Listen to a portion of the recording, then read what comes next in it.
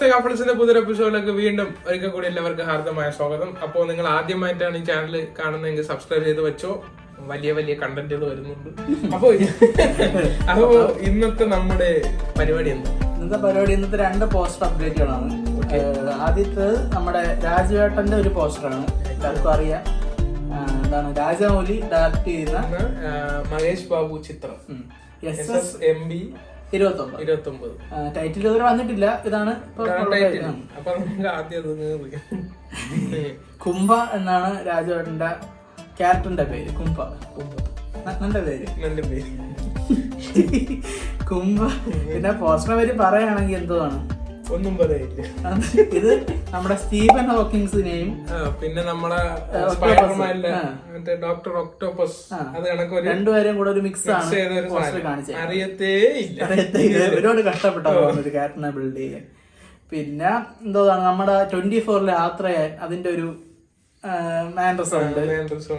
പക്ഷെ എന്തൊക്കെയോ ഒരു എനിക്ക് തോന്നുന്നു AI-യില് ഫോട്ടോ എടുത്ത് പ്രോംപ്റ്റ് കൊടുത്ത് മാൻ സിറ്റിംഗ് ഇൻ വീൽ ചെയർ എടുത്ത് എന്ന് പറയും കൊടുത്ത് കാണും. സംഭവം ഫേസ് നോക്കിക്കാണ്ടാ എനിക്ക് എന്തോ ഒരു വെട്ടി ഒട്ടിച്ച പോലെ തന്നെ ഇരിക്കുന്നു. ഒരു ബ്ലെൻഡ് ആയിട്ടില്ല ബോഡിയും ഫേസും ആയിട്ട്. അതല്ല ബോഡിയെ കാട്ടി വലിപ്പം ഫേസിന് തോന്നിക്കണം.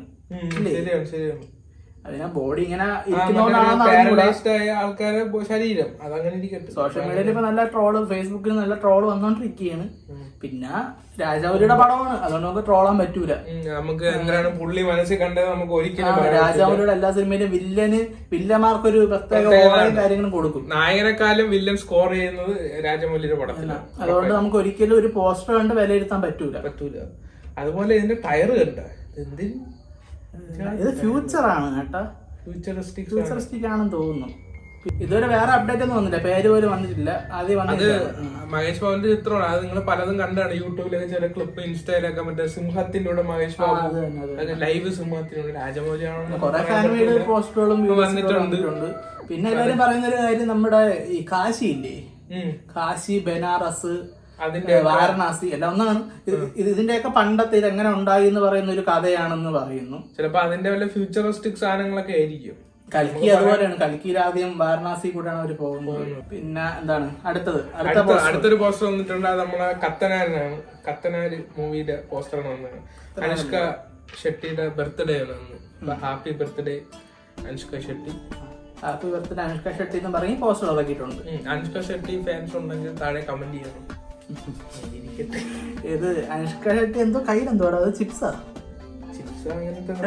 ഇത് കണ്ട അതിനകത്ത് ഒരു വൈറസ് പോലത്തെ ഒരു സാധനം, എന്തൊരു സാധനം അതിനകത്ത് കയറി ഇങ്ങനെ പോകുന്നു.